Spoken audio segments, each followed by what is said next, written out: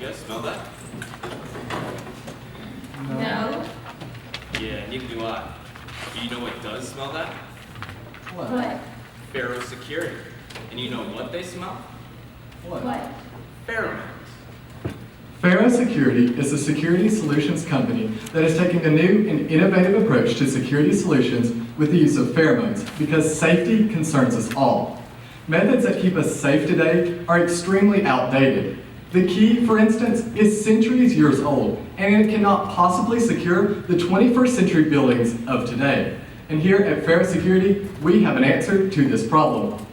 Whether you're old, young, tall, or short, safety is something that concerns us all. And the security solutions that exist today cannot continue to compete with ever-advancing technology. And here at Pherosecurity, we have an answer. But first, please allow me to introduce our management team, or as we like to call them, our talent. We have Kinsey Grumbles, Chief Operating Officer, Shanice Garner, Chief Technology Officer, Michael McKell, Chief Financial Officer, Jeffrey Lowe, Chief Marketing Officer, and Rosemary Pancheva, Chief Human Resources Officer. Pheromones are chemical substances that are produced and released into the environment by humans. Pheromones are mostly emitted throughout the outer ear. Pheromones between individuals are unique and unique only to that individual and cannot be replicated. Pheromones are a new system that are another sensory system that we did not have the technology for until recently. So now I bet you're wondering how we're going to use pheromones as a security device. And please allow me to answer that question. So if a customer buys our product, they're going to essentially get a suite of products. They will have the Phero system, which acts as a main database, which then connects the Phero sensors. Multiple sensors will be placed throughout a building, and the sensors themselves are the ones that monitor the pheromones. So within the Phero sensor, there are two main components, the proximity sensor as well as an AFM sensor. The proximity sensor senses human presence. So if I were to walk up to that entrance and it had a Phero sensor, it would recognize my presence. It would thus turn on a fan in the sensor, which would create an air current. That air current would pull the pheromones into the AFM sensor, it would there read the pheromones and determine whether or not that individual is allowed into the building. It will do so by communicating to the Phero system. The Phero system is extremely customizable and can be adapted to different building needs. You can put your profile into the Phero system by walking up to it, putting your thumb on a pad, and from that pad it will read your pheromones through perspiration. This process takes about 30 seconds. After your pheromones are in the system, then the admin can create your profile. It can determine what buildings you have access to, what doors you can enter, and what parts of the building you can be in. Pherosecurity was founded in June 2016 as an LLC. Our company headquarters is located in Cookeville, Tennessee, and Cookeville is a prime location for Pherosecurity due to being about an hour away from the International Airport in Nashville, as well as the low living cost for not only our employees, but also for our building rent. Some of our visions as Pherosecurity is to become an eco-friendly company. We'd like to become a paper-free company in the future. We also want to have a community involvement program. We will be able to educate the community about technology security as well as cyber security. We would also like to create a brand where someone can walk into a building, see our product, the Phero sensor, and know that they are safe and secure in our building. So now you all are probably wondering, who's going to buy this? Where am I going to see that Phero sensor right next to the door? Well, initially we're going to target market the government facilities, such as correctional facilities, jails or prisons, and government buildings, such as Fort Campbell, the mayor's office, maybe even your post office at some point. And then in the future, in about 3 to 5 years, we plan to expand to the private business sector and also the residential sector, so you could even see it in your own home.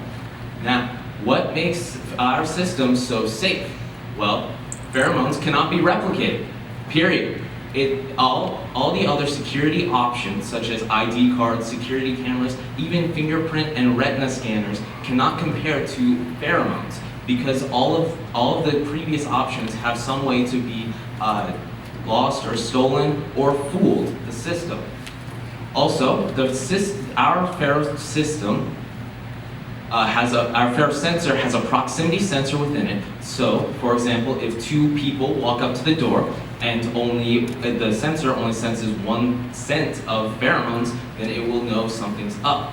Also, the whole system is connected via Ethernet cables rather than Wi-Fi, because it is proven that a stable connection on hardwired connection is much more secure than wireless connection. Just as Leonard Mary said, you either have security or you don't. It is that simple, and Pherosecurity realizes this need.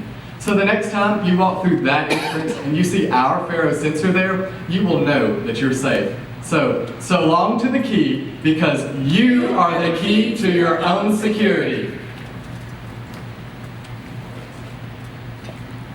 Thank you. Now the Q&A.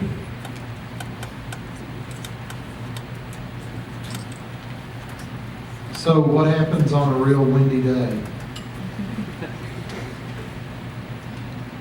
Our sensors will be placed at the main parts of the door, so especially most buildings have corridors of some sort, so wind won't be as a huge of effect. And even if that building did not have a corridor, you emit your pheromones, especially throughout your outer ear, in very strong abundance. So our sensor will be placed strategically at the average head height so that it has to travel the least amount possible.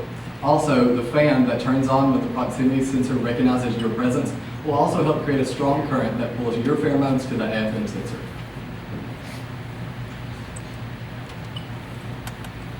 What about pricing and how it compares to competitors? For a starter's pack, it will be $1,500, $1,500, and for a starter pack, you'll get 10 sensors, one system, and storage for 10 sensors. For TDS, our top competitor, it's $30 per month. So for 30 times 12, that's $3,600. We're basically almost 2/3 of them.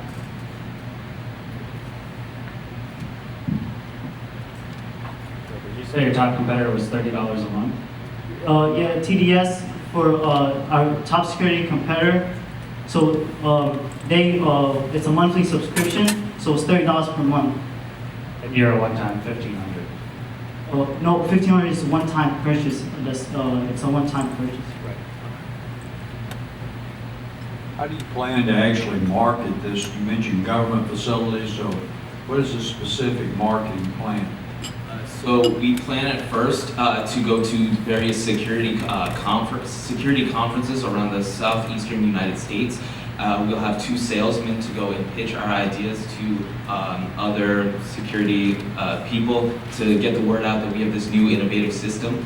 And also later on, we plan to use search engine marketing and search engine optimization. We will pay for the keywords, so anytime you search pheromones, security, Pherosecurity, our website will show up in the top links.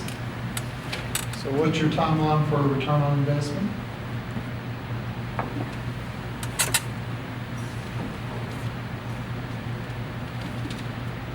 During the first 2 years, we will receive loss because we realize that we're going to have to get our facilities up and running, and we're going to have to get our products more further in development and then have them on the stage. But we believe in the second year, we begin to make a profit.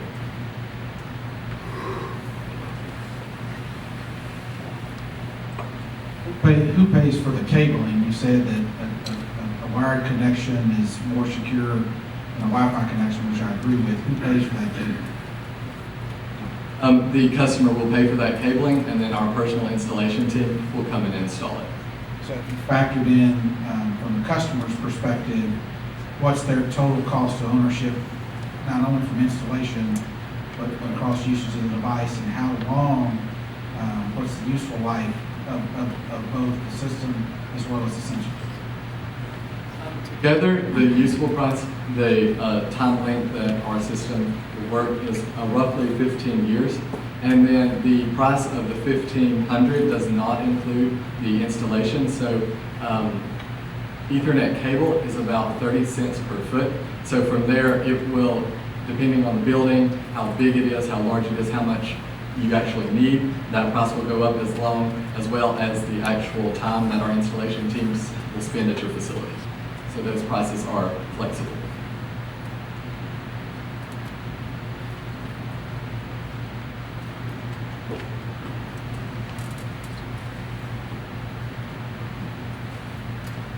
I'm guessing the government isn't using the $30 a month security systems.